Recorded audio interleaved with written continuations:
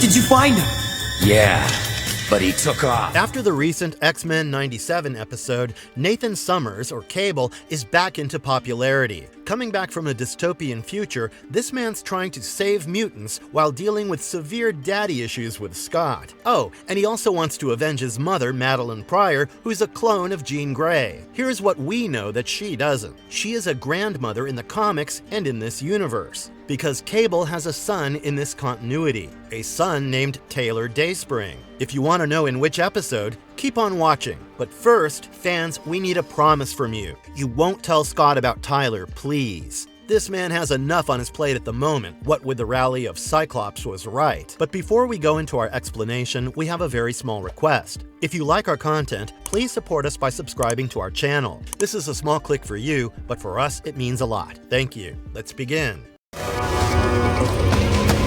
Tyler, you must understand why tonight is Tyler so Dayspring in X-Men the Animated Series. We briefly see Tyler in a few episodes of X-Men the Animated Series. His first appearance is in the episode Time Fugitives, when we see that character rushing towards Cable but disappearing with the timeline due to Bishop's actions. That's heart-wrenching. No wonder this prompts Cable to go back and try to kill Bishop and set the timeline straight. No one wants to side with a murderer. Even Nathan or Cable ultimately makes the right choice in order to save his son. When he sees the option, he decides to use Wolverine's help and healing factor instead to save his future. Phew. We see more of Tyler, if you're wondering where else you missed the character. For example, we see Tyler in the Beyond Good and Evil episodes. In the year 3999 AD, Cable and him figure out Apocalypse's actions, and the character goes with his father to try to get their hands on a government time machine to stop the Ancient Mutants' plans. A part of Clan Chosen, whom we speak about in a later part of this video,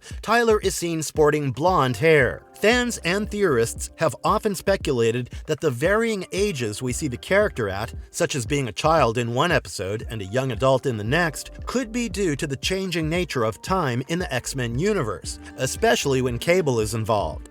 This is the only show or non-comic property that features Tyler Dayspring, and sadly, the voice actor for the character remains unknown. So is this all there is to Tyler Dayspring? After all, he wasn't here in Cable's live-action debut, aka Deadpool 2, unlike his sister, Hope Summers. Well, no. If you're interested to see the role Tyler played in the comics, stay tuned, because there is more. So much more. Tyler Dayspring in the X-Men comics, Forged in Chaos. Tyler was born to Nathan Summers, who was at that point known as Ascani's son, and another Clan Chosen member, Aaliyah, who took the name Jen Scott to honor Nathan's parents, Jean Grey and Scott Summers. But who were Clan Chosen? Well, they were a group of people who followed the Ascani, which was the last band of resistance against Apocalypse. These rebel fighters were led by Rachel Summers, who was an alternate universe child of Scott and Jean. What do we mean by the rule of Apocalypse, you ask? Well, fans, the Ancient Mutant had risen and began to rule over North America in the late 36th century. Once his reign ended, there was a power vacuum and people fought over it. They were called the Neo-Canaanites and the New Canaanites. One of the people opposing all these power-hungry fighters was the Clan Chosen, and to two of their members was born a beautiful baby character. Somewhere between the 37th to 39th centuries, we get the Tyler Dayspring character. But boy, did this child get the rough end of the stick. For one, his father's evil clone Stryfe and his father were constantly at each other's throats. And in one of these scuffles, Aaliyah, well, she died, or so Citizen Kane found out in the Cable #1 comic. The worst part is that she died in Ascani's son, or Nathan, who would later take the name Cable's, arms. Her last wish was for Nathan to take care of their son. Except fate pushed Nathan on a different path. See, when Aaliyah was taking her final breaths, Tyler had been kidnapped. Evil Stryfe strikes again. And as they did with Peeta Mellark in the Hunger Games, Stryfe brainwashed Tyler to think his dad was evil and terrible. Then there was a neural link formed between the character and another member of Clan Ascani. To save his clan member Dawn Silk, Nathan shot his son, which, as it would, ruined their relationship forever and led to a host of problems. Like so many. For instance, he was an arms dealer. presenting Tyler Dayspring as Mr. Tolliver. After being shot by Nathan, Tyler was healed and then ordered by the Canaanite Commission to go to Niagara Falls. There, inside the falls, was a Timex. A Timex is a time nexus. Tyler used this to travel to the present of the comics to ensure Apocalypse rose to power and the future played out in the way it had in Tyler's past. Time loops, y'all. Wibbly-wobbly, timey-wimey stuff. Anyway, what does the latest member of the Summers family do once he lands in the time period his grandparents are alive in? He doesn't become a space pirate like his great-grandpa, nor does he join the X-Men like his grandfather Scott Summers. No, our boy becomes an arms dealer by the name of Mr. Tolliver. And when he got to know that Daddy Dearest and Dad's evil clone had time traveled too, he set up traps hoping the two would finish each other off. One man was Tolliver's father, who had made a ragtag group called the Six Pack. The other, aka Stryfe, he was in charge of Tolliver's opium roots. And what does Tolliver do when the two men fail to end each other as per his plans? He tries and fails to kill the six-pack in anger. Man, the kid could have used some anger management classes, but let's not forget he had been brainwashed by Stryfe, who was raised by Apocalypse to hate Nathan. As Hermes said in the Percy Jackson books, families are messy. So what happens to Tolliver? Is that the role Tyler Dayspring plays every time he appears in a comic? Nope. Tolliver fakes his death. Let's do a little recap to around when he was aiming to end the six-pack. See, around the time Nathan, who now went by the name Cable, yes, the character we recently saw in X-Men 97, had an ally named Domino. Tolliver captured Domino and sent Copycat to impersonate her. Copycat could copy people, as the name implies.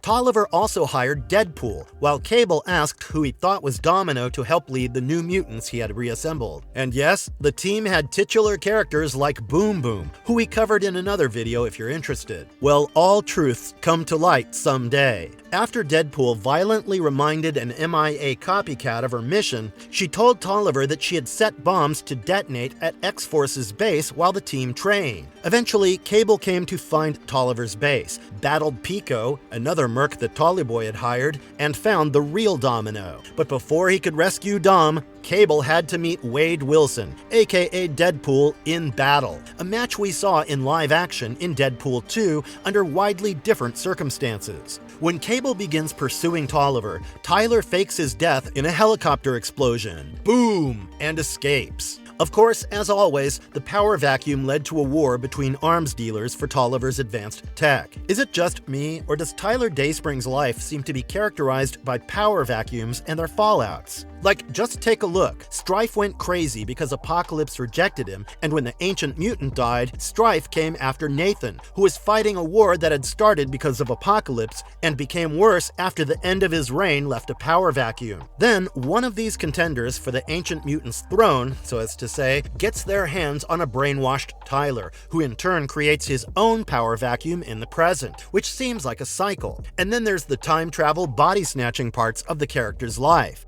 Tyler Dayspring in Fathers and Sons. There was a time in Tyler's life when he was in possession of the Atom Zero unit, which was technically run by Stryfe, but both Stryfe and Nathan, or Cable, were lost in the time stream. Yet the character wasn't helpless. He had agents who found Nathan's body. Now, one would assume that this meant Cable came back to the 20th century. Nope, because Stryfe's consciousness was projected onto Nathan's body, which can happen because of comics technology. This in turn led to the legacy virus becoming uncurable until Colossus sacrificed himself.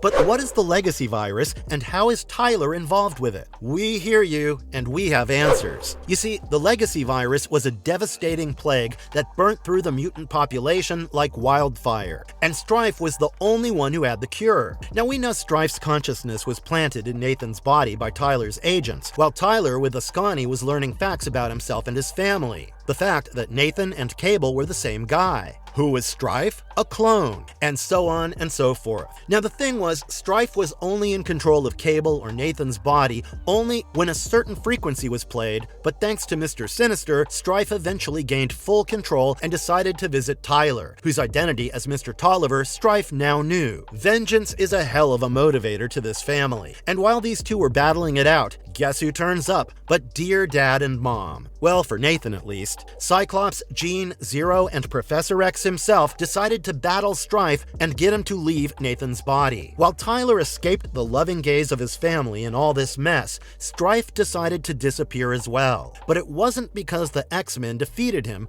or pulled on the deep goodness that being raised by a nutjob like Apocalypse had all but been erased in the man. No, Stryfe knew the legacy virus would decimate the mutant population, and since he's a comic book villain, of course, he wanted that to happen. What does Tyler do next? Well, you see, the future is always in motion, as Yoda would say, which meant that Apocalypse could die in the 20th century. So he chose a cool villain name with a similar theme, and Tyler, as Genesis, decided to get the Ancient Mutants' empire and powers for himself. He went to the Dark Riders, servants of Apocalypse, and persuaded them to accept him as their leader, which means now we are looking at the reign of Genesis in the Tyler Dayspring saga. Before we jump into it, let's take a moment to talk about X-Men 97, because a scene there ties to Tyler's time as Genesis. In X-Men 97, Magneto rips out Wolverine's adamantium skeleton. Now, the mutant has also lost his adamantium skeleton due to other reasons, but that's rare.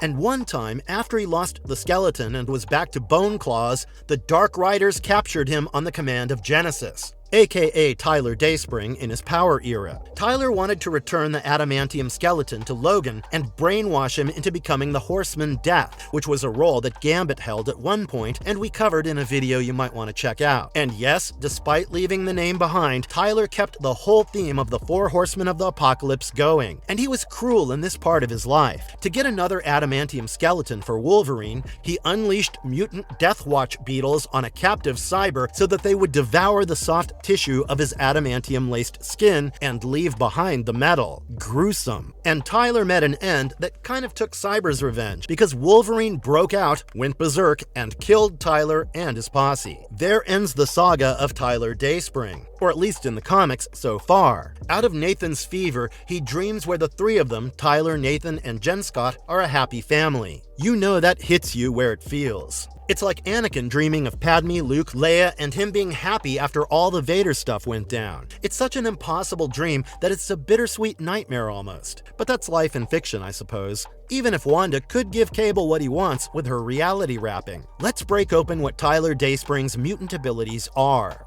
Tyler Dayspring's mutant manifestation. Before we look at Tyler's powers, it makes sense to look at the line of mutants he came from. First up, Jean Grey, whose identical clone, Madeline Pryor, gave birth to Tyler's dad, Nathan Summers. Jean and Maddie both have highly powerful telekinesis and telepathy, both of which Nathan inherited. His father, Scott Summers, is Cyclops, but Nathan and his progeny did not get Scott's laser eyes or Havoc's, havocing ability. Nathan, Tyler's father, other than his mental mutations, also had a cybernetic arm and advanced tech, making him stronger and faster, but Tyler didn't get any of that. And he also fell short of telekinesis and telepathy. Instead, he got empathetic memory projection. Well, as shown during his fight with Stryfe, Tyler can form a psionic link with others and then use his abilities to sense their memories and play them like a film or hologram, similar to what Mirage does.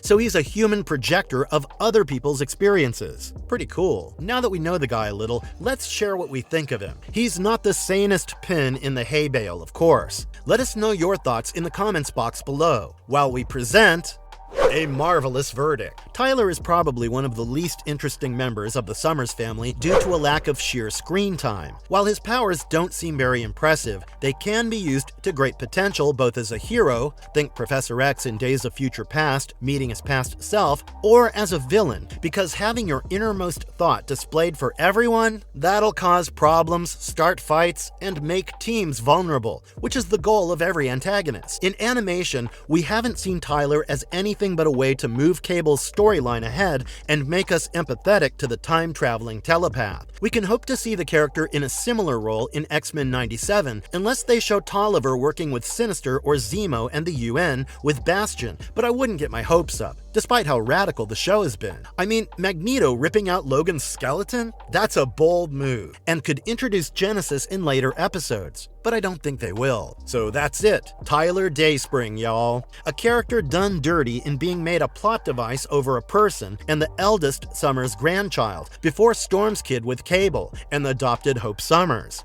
As always, we welcome reviews from you in the comments section below. And if you liked our content, don't forget to leave a like and subscribe to us if you haven't already. Have a good one and be safe. Thanks, everyone.